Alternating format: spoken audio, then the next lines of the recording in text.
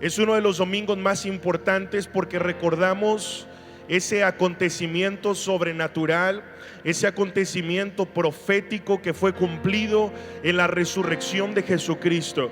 Y el apóstol Pablo dejó escrito en la palabra de Dios que si Cristo no hubiera resucitado, que si la resurrección no fuera un hecho contundente y verídico, nuestra fe sería vana y nosotros seríamos las personas más dignas de lástima, porque entonces seguiríamos a un buen conferencista, seguiríamos a un hombre moralista, seguiríamos a un predicador más que daba buenas enseñanzas, daba buenos sermones.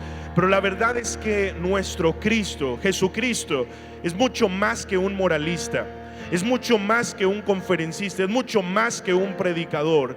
Él es en verdad lo que dijo ser. Él es el Hijo de Dios, el Salvador del mundo. Y en este domingo de resurrección celebramos que la muerte no lo pudo contener, que la tumba no lo pudo detener, que Dios lo levantó de entre los muertos y que su resurrección es también nuestra resurrección. ¿Cuánto le dan gracias a Dios por eso? Yo creo que la resurrección es motivo de alegría, la resurrección es motivo de gozo. Y hoy quiero que levantes tus manos al cielo y le digas: Señor, gracias por tu resurrección. Gracias, Señor, porque todo lo que tú dices es verdad. Todo, Señor, lo que tú profetizaste a través de tus siervos en el Antiguo Testamento fue cumplido en la muerte y en la resurrección de Cristo, Señor. Y hoy por tu muerte tenemos vida. Padre, hoy háblanos a través de tu palabra y revélanos el poder sobrenatural que hay en tu resurrección, Señor. Hoy nosotros te agradecemos tu bondad. Levanta tus manos al cielo bien en alto y dile: Señor, en este domingo de resurrección te agradezco por tu vida, que me dio vida, Señor, cuando estaba muerto. En el nombre de Jesús, amén y amén. Le puedes dar un fuerte aplauso al Señor Jesucristo. Quiero que abramos la Biblia en Primera de Pedro, capítulo 1, versículo 3 y versículo 4. Y voy a leerlo en la Nueva Versión Internacional y vamos a entrar de lleno a la palabra de Dios. Y dice: bendito sea Dios, Padre de nuestro Señor Jesucristo. Por su gran misericordia nos ha hecho nacer de nuevo mediante la resurrección de Jesucristo. Digan conmigo: la resurrección de Jesucristo. Dice: de entre los muertos, para que tengamos una esperanza viva y recibamos una herencia que no se puede destruir. La herencia que tenemos en Cristo, dice la Biblia, no se puede destruir, no se puede contaminar, ni tampoco se puede marchitar. Y esa herencia está reservada en el cielo para ustedes. Hoy el Señor ha puesto un tema para compartir en este domingo de resurrección, y yo lo he titulado de la siguiente manera: anástasis. Digan conmigo: anástasis. Y en un momento más voy a explicar lo que significa la palabra anástasis, pero ese es el título de esta enseñanza. Sabes, hoy es innegable la existencia de nuestro Señor Jesucristo. Hoy necesita una persona que ser muy ignorante de la historia, ignorante de las Escrituras, para negar la existencia de Jesús. Por eso quiero citar las palabras del catedrático de la Universidad de Yale, que dijo lo siguiente: sin importar lo que cualquiera piense de él, Jesús de Nazaret sigue siendo la persona más dominante de nuestra cultura occidental por más de 20 siglos. Hoy es innegable la existencia de Jesús. Los intelectuales le llaman el Jesús histórico, porque hay incluso relatos del testimonio no cristiano, escritores no cristianos contemporáneos a la época en la que Jesús vivió, que hablan sobre la existencia de este hombre llamado Jesús. Dos de estos autores son Tácito, se llama uno Tácito, y el otro se llama Flavio Josefo.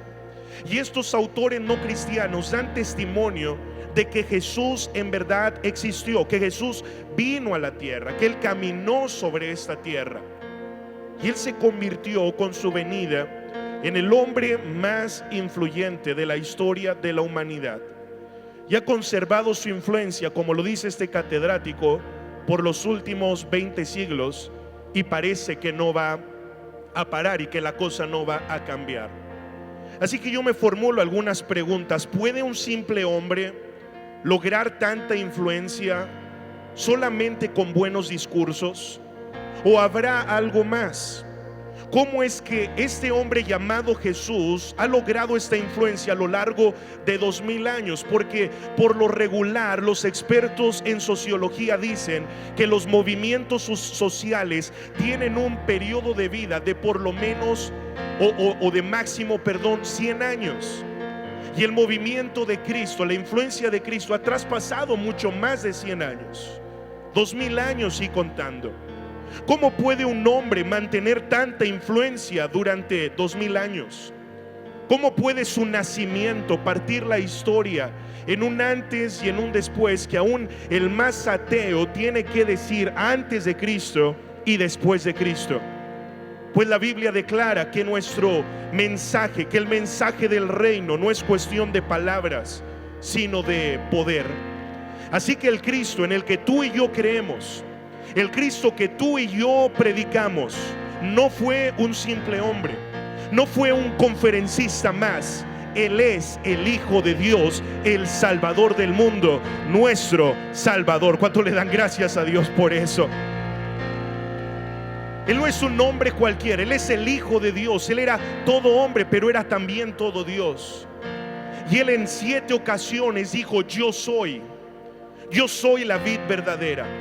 Yo soy camino, verdad y vida. Yo soy la luz del mundo. Yo soy la puerta. Yo soy el buen pastor. Yo soy el pan vivo que descendió del cielo. Pero la que me parece más poderosa y relevante para este domingo, Jesús dijo: yo soy la resurrección y la vida. Aunque estés muerto, si crees en mí, volverás a vivir. Y este domingo nosotros celebramos que Jesucristo se levantó de entre los muertos. Todos los predicadores, conferencistas, moralistas de su época, todos murieron y están ahí en su tumba. Pero la tumba de Jesús está vacía, porque Jesús es más que historia. Jesús es más que doctrina. Jesús es más que un cuento que encontramos en este libro que llamamos Biblia. Jesús es el poder de Dios. Jesús es Dios mismo manifestado a nosotros. Y por causa de su resurrección, Él es diferente a todas las personas. Durante 2 años y medio estudié filosofía en mi carrera universitaria en la Ibero. Y una de las cosas que más me confrontó fue: ¿qué es lo que hace mi creencia, mi fe diferente a todas las demás que existen en el mundo? ¿Cómo sé que mi Dios es el Dios verdadero? Y sabes, a través del estudio, a través de la pregunta, pude entender algo.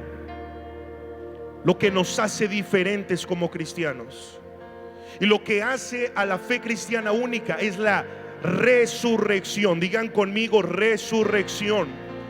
Porque la resurrección nos habla del poder de Dios, de que Dios levantó a Cristo de entre los muertos. Y eso nos da, como lo leíamos al principio, una esperanza viva. Y es interesante lo que la Biblia enseña acerca de la resurrección. Por ejemplo, en 1 de Corintios capítulo 15 verso 4 al 7 dice que Jesús, después de que resucitó, se le apareció a varios de sus discípulos. Dice: le apareció a Cefas, le apareció después a los 12, apareció a más de 500 hermanos a la vez, los cuales muchos viven, otros, escribe Pablo, en ese momento, otros ya duermen, ya están muertos. Después apareció a Jacobo y después apareció a todos los apóstoles. Pero fue la resurrección de Cristo lo que marcó un antes y un después en la vida de los discípulos. Los transformó de personas temerosas, personas con falta de carácter, personas emocionales inestables, en personas que se motivaron tanto, se enardecieron tanto, tuvieron una convicción tan profunda al ver al Cristo que murió, ahora resucitado, que literalmente no les importó vivir para dar su vida por él. Caminaron sin temor a la muerte, porque si Cristo resucitó, ellos tenían la convicción, ellos también en el día postrero iban a resucitar. En el libro de Hechos se nos amplía más sobre esto. Dice en Hechos 1:3 que a quienes también, después de haber padecido, se presentó vivo con muchas pruebas indubitables, se les apareció durante 40 días y les habló acerca del reino de Dios. Qué tremendo, porque Jesús durante 40 días se le apareció a sus discípulos. El Cristo resucitado se apareció a sus discípulos. Y hoy el Señor quiere que, como esos discípulos, nosotros entendamos el poder de su resurrección. Digan conmigo: anástasis. Dilo más fuerte: anástasis. Ahora, algunos dirán: pastor, ¿qué significa la palabra anástasis? Anástasis es la palabra griega que se utiliza para resurrección. Anástasis significa resurrección, pero creo que una definición más apropiada para la palabra anástasis es ser levantado. Digan conmigo: ser levantado. Entonces levanta tu mano derecha y di conmigo: anástasis, seré levantado. Dilo más fuerte: anástasis, seré levantado. Y dice la palabra: y Dios, que levantó al Señor, también a nosotros nos levantará. También a nosotros, anástasis, con su poder. El mismo Dios que envió su Espíritu para levantar a Cristo es el mismo Dios que va a enviar su Espíritu este domingo para levantarte.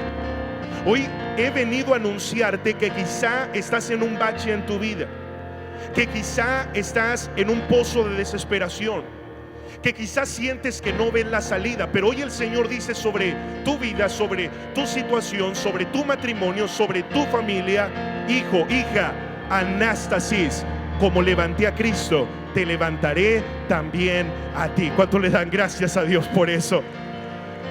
Porque el que levantó a Cristo nos levantará a nosotros también.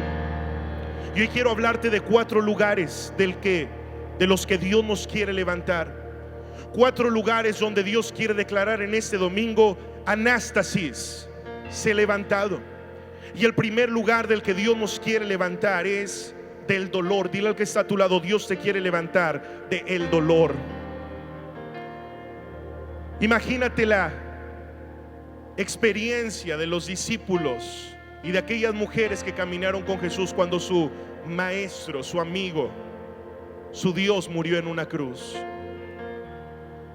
¿Alguna vez has perdido a un ser querido? Esa sensación de vacío, de incomprensión,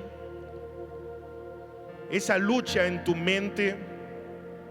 Quizá ellas estaban iniciando junto con los discípulos un proceso de duelo. Jesús murió, tenemos que aceptarlo, perdimos a nuestro maestro.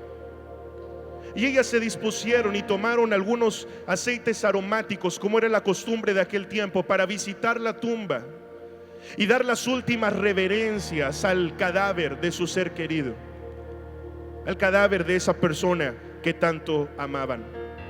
Pero cuando estas mujeres llegan a la tumba, se encuentran con el mismo Jesús, pero ellas no sabían que era Jesús.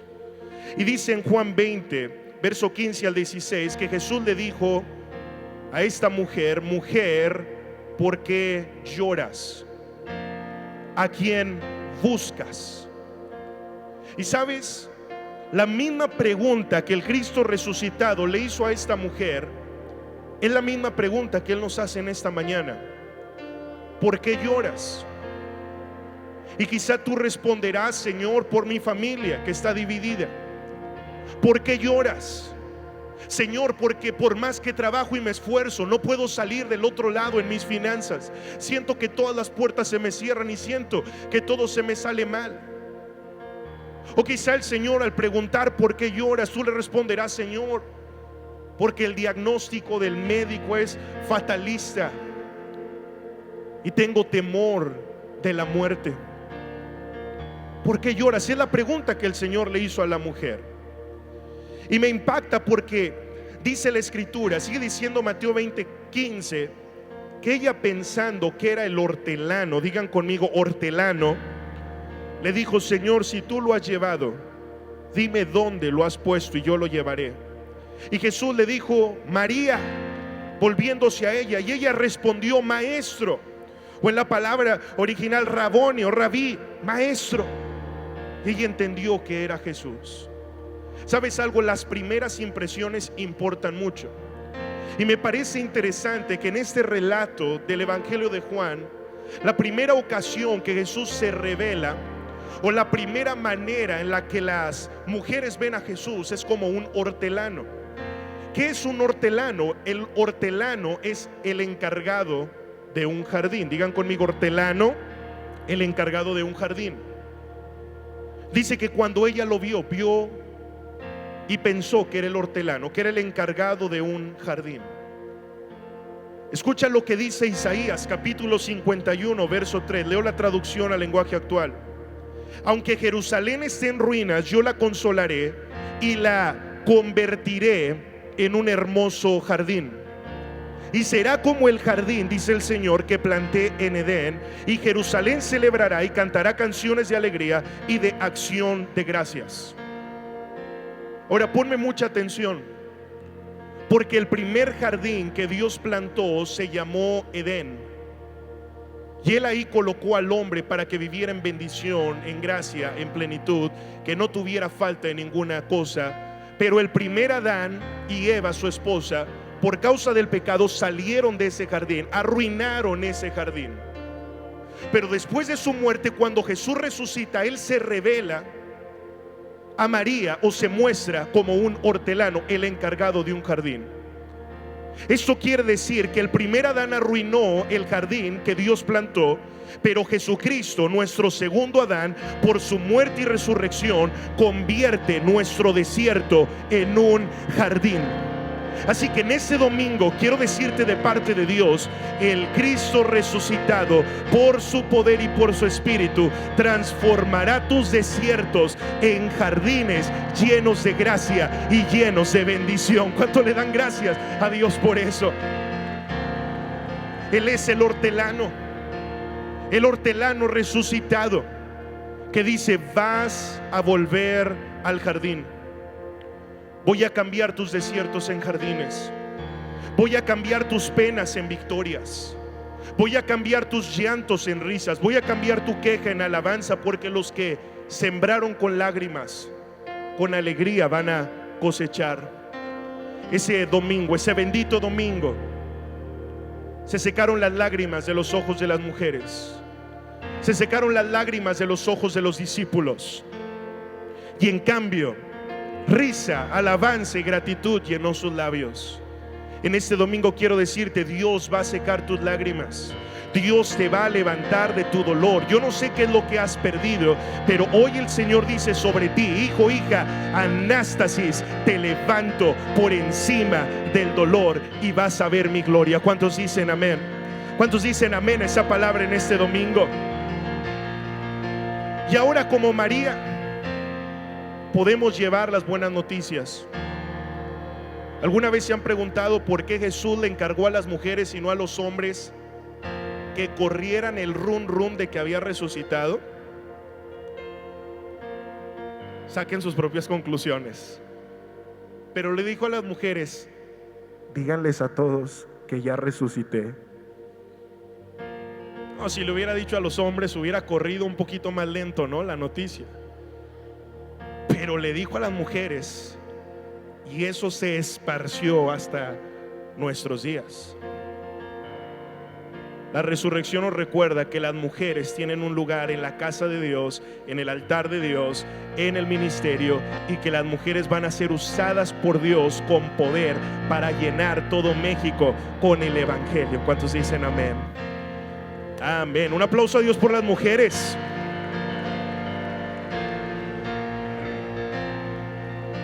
Y fíjate lo que sucedió. Ahora María fue con esta noticia. Y dice en Marcos 16, verso 10: yendo ella, lo hizo saber a los que habían estado con él que estaban tristes y llorando. Ella ya no estaba triste ni llorando, porque ella ya había recibido la buena noticia: Jesús había resucitado. Ella ya había sido levantada del dolor, pero ahora el Señor dijo: ahora es el tiempo que vayas con los que están tristes y llorando y les des esta buena noticia. Hoy te quiero decir de parte de Dios: Él va a limpiar tus lágrimas, porque tú vas a limpiar las lágrimas de otros. Él va a sanar tu dolor y te va a levantar del dolor, porque tú vas a ser usado como un instrumento para sanar el dolor y para levantar del dolor a otras personas que están lejos del Señor.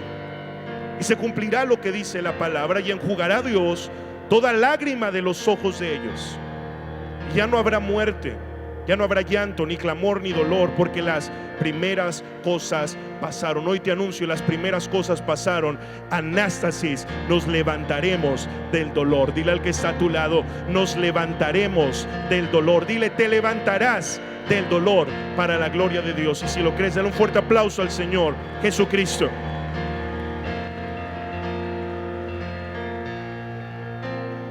Lo segundo, anástasis, nos levantaremos de las imposibilidades. Dile al que está al otro lado: nos levantaremos de las imposibilidades.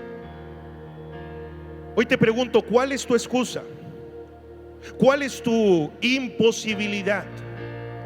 Porque la resurrección nos recuerda que no hay nada imposible para Dios. ¿Cuántos dicen amén? Y dice Mateo 28, verso 2: sucedió que hubo un terremoto violento, porque un ángel del Señor bajó del cielo y se acercó al sepulcro y quitó la piedra y se sentó sobre ella. Dice más adelante que su aspecto era como el de un relámpago, y que los guardias, solo de verlos, temblaron de miedo y cayeron como muertos delante de este acontecimiento. Pero dice: descendió, quitó la piedra y se sentó sobre ella. Me encanta esto, porque las piedras que las circunstancias ponen para disque impedirle a Dios cumplir sus propósitos, Él las quita como nada y se sienta sobre ellas.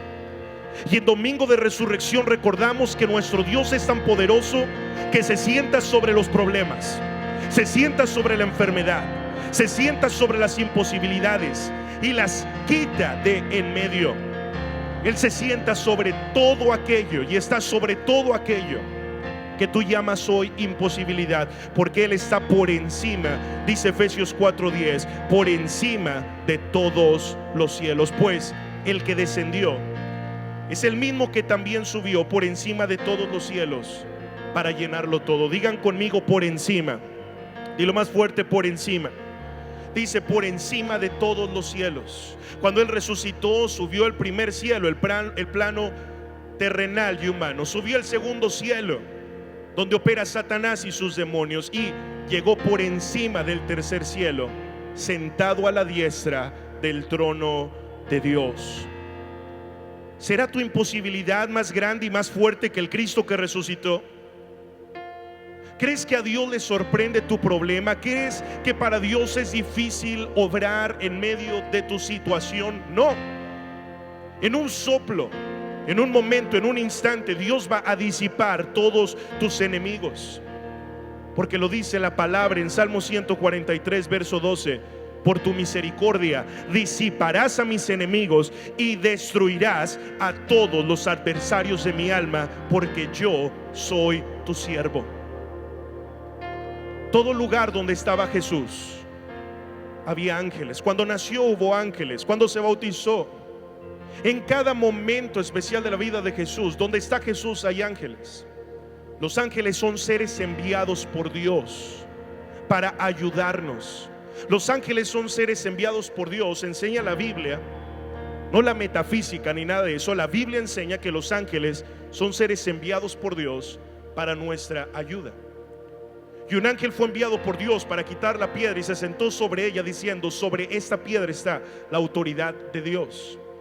Y sabes, en este domingo quiero decirte: Dios está enviando sus ángeles para quitar todo obstáculo y para quitar toda piedra que tiene sepultada tu bendición. En este domingo la piedra es quitada y la bendición es liberada. ¿Cuántos dicen amén? Dios en este domingo está dando la orden: abran camino, mi hijo tiene un propósito que cumplir.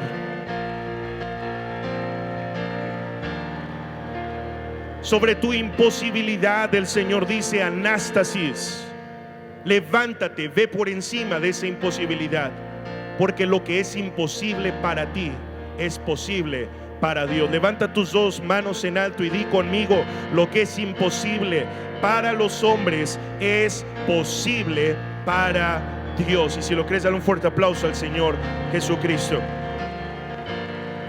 Anástasis, nos levantaremos e iremos por encima de las imposibilidades. Anástasis, nos levantaremos del dolor. Pero en tercer lugar, anástasis, Dios nos levantará de la duda. Dile al que está a tu lado: nos levantará de la duda. La duda es un veneno para nuestra fe. A veces queremos entender todo de Dios y pedimos tantas explicaciones. A ver, explícame esto, explícame el otro.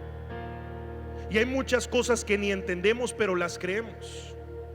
Comenzando por nuestro propio cuerpo. Tú no sabes cómo funcionan al 100% tus órganos vitales, pero tú crees que van a funcionar. La vida cristiana a veces no es de entender al 100%. Eso llegará en segundo plano. Pero en primer plano es de creer. Digan conmigo: creer. Y la duda es un veneno para nuestra fe. La duda asfixia las promesas de Dios y tiene la capacidad de retrasarlas o incluso inhabilitarlas en nuestra vida. La duda es un grave mal que nos hace olvidar lo que Dios ya nos habló. Ahora imagina por un momento la lucha mental y emocional que tuvieron los discípulos cuando vieron a ese Cristo poderoso que hacía milagros, que sanaba a los enfermos, que echaba fuera a los demonios, sepultado en una tumba, después de haber sido humillado en la cruz. ¿Qué pensamientos tendrían ellos? ¿Qué clase de ideas cruzarían por su cabeza? Quizá algún pensamiento que diría: pues hasta aquí llegamos, todo se acabó.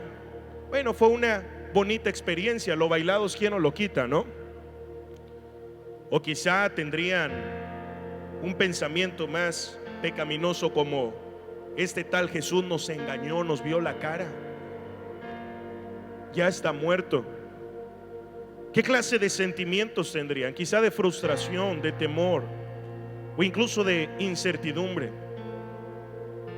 Pero sabes, de esos 3 días en los que Jesús estuvo muerto, nosotros aprendemos que aún en el silencio Dios está obrando. Que aunque parece que nada está pasando y que nada está cambiando, un milagro se está gestando. Y que parece que Dios puede estar en silencio, pero eso no significa que Él no esté obrando, porque al final de los 3 días vamos a ver el poder de su resurrección. Por eso cuando las mujeres llegan al sepulcro, se les dice: Él no está aquí, Él ha resucitado. Y en Lucas 24, verso 6 les dice: acuérdense de lo que les habló. Dile al que está a tu lado: acuérdate. Les dice: acuérdense de lo que les habló cuando aún estaba en Galilea. Jesús había dicho en repetidas ocasiones: voy a morir, pero después voy a resucitar. Y después ahí en otra comida les volvió a decir: voy a morir, pero al tercer día voy a resucitar. El problema fue, y se me sigue abriendo la garganta, que cuando murió, las mujeres se olvidaron de lo que Él había dicho. Entonces el ángel les dice: acuérdense de lo que Él ya les habló cuando estaba en Galilea. Jesús ya les había dicho: voy a resucitar. Pero ellos, por el momento, habían olvidado todo. Y en medio de tus dudas, en este domingo de resurrección, Dios te dice: acuérdate de las palabras que ya te di. A muchos de nosotros Dios no nos va a dar palabras nuevas, palabras diferentes. Dios, dame otra palabra. Dios, dame otra palabra, dame otra promesa. En este domingo, como fue dicho a las mujeres, el Señor nos dice: acuérdate de las palabras que ya te di. Dile al que está al otro lado, acuérdate de las palabras que Dios ya te dio. Porque las palabras de Dios son verdad. Las palabras de Dios no caducan. Las palabras de Dios son sí y son amén, son irrevocables. Dios no cambia de opinión. Dios no te dice una cosa y mañana te va a decir otra. Dios no te va a dar una promesa y el día de mañana va a decir, ay, me arrepiento, la revoco. No, Él no cambia, sus promesas no caducan, no son anuladas. Necesitamos recordar lo que Dios ya nos habló, lo que Dios ya nos dijo. Por eso cuando llegan Juan y Pedro al sepulcro, dice Juan 20, verso 4, 8 al 9, que ellos corrían y el otro corrió más aprisa que Pedro y llegó primero al sepulcro. Está chistoso esto porque es Juan escribiendo de sí mismo, yo corrí más rápido que Pedro. Ahí se ve la competitividad, ¿no? Dice, y entró también el otro discípulo que había venido al sepulcro y vio y creyó, porque aún, dice, no habían entendido la escritura. Aún no habían entendido la escritura, que era necesario que Él resucitara de los muertos. Dice, no habían entendido. Digan conmigo, no habían entendido. Habían oído, pero no habían entendido. Y así hay muchas personas, escuchan, pero no entienden. Escuchan, pero olvidan lo que Dios ya les habló. La pregunta es, ¿recuerdas cada una de las promesas que Dios te ha dado? Porque hoy el Señor te dice, acuérdate de lo que yo ya hablé sobre ti. Acuérdate de las promesas que yo ya te di. Este es el tiempo que recuerdes y que entiendas lo que Dios ya te habló. Porque en medio de tus dudas, el Señor dice, Anástasis, te levanto con el poder de mi palabra. ¿Cuánto le dan gracias a Dios por eso? Recuerda las promesas que Dios ya te dio. Recuerda lo que Dios ya habló. Recuerda, ve una vez más a tu Biblia, esas promesas que tienes subrayadas. Ve y vuélvelas a declarar. Quizá ha pasado el tiempo y no se han cumplido. Quizá ha pasado el tiempo y parece que nada está sucediendo, pero como lo declaramos, hoy estás un día más cerca de tu milagro, porque todo el que creyere en Él no será avergonzado. Los discípulos vieron el cumplimiento de lo que Jesús habló en su resurrección. Y si Jesús cumplió a sus discípulos la promesa más loca que alguien pudo haber hecho, que es me voy a levantar de entre los muertos, si Él cumplió la promesa más complicada, que era la de resurrección, te lo aseguro que si Él dijo voy a salvar tu familia, Él la salvará. Si Él dijo voy a sanar tu cuerpo, Él te sanará. Si Él dijo voy a prosperarte, Él te prosperará, porque su palabra es sí y es amén, y Él cumplirá lo que ha dicho sobre ti. Amén. Él lo cumplirá. Sus promesas son sí y son amén. Dile al que está a tu lado, sus promesas son sí y son amén. Pero lo cuarto, el Señor no solo nos quiere levantar del dolor, de las imposibilidades, no solo nos quiere levantar en este domingo de las dudas, pero en cuarto y en último lugar, Anástasis es poderoso porque habla que el Señor nos levantará de la muerte. Levanta tus manos y di, el Señor me levantará de la muerte. Uno de los más famosos ateos, un hombre francés llamado Voltaire, apellidado Voltaire, él profetizó que la Biblia se iba a acabar y que iba a desaparecer. Él declaró, este ateo, que en 100 años nadie iba a saber quién es Jesús. Hoy todos nosotros que estamos aquí conocemos quién es Jesús, pero te aseguro que más del 50% nunca habían escuchado de este hombre francés apellidado Voltaire. Y la enfermera que estuvo con él en el momento en el que él murió, en sus relatos escribió algo y dijo: jamás quiero volver a ver a un hombre morir sin Dios.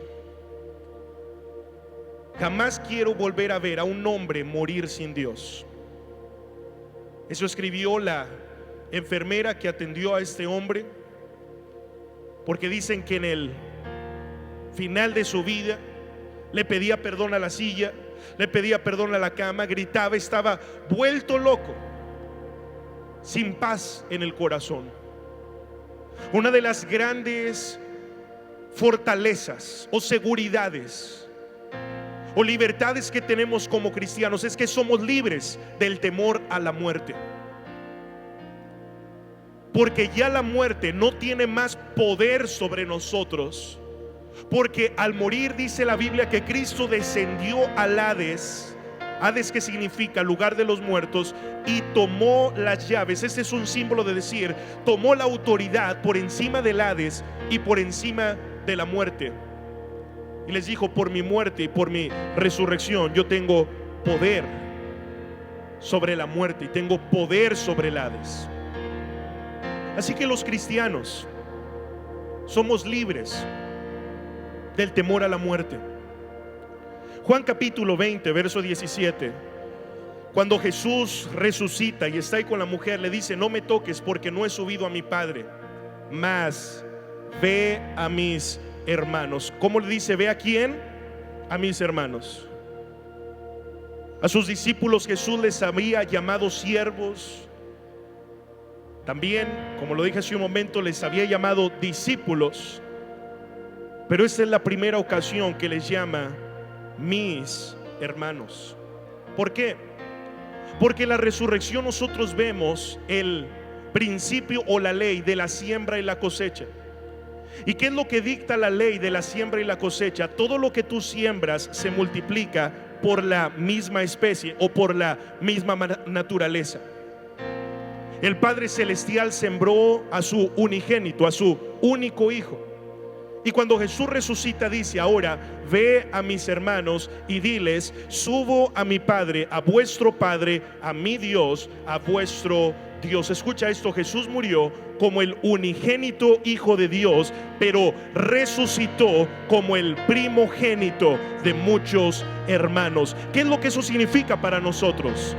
Que ahora tú y yo somos herederos de toda la bendición del cielo, porque somos llamados hijos e hijas de Dios. ¿Cuánto le dan gracias al Señor por eso? Somos llamados hijos de Dios. Él es el primogénito de los muertos. La palabra en griego es prototokos. Digan conmigo: prototokos.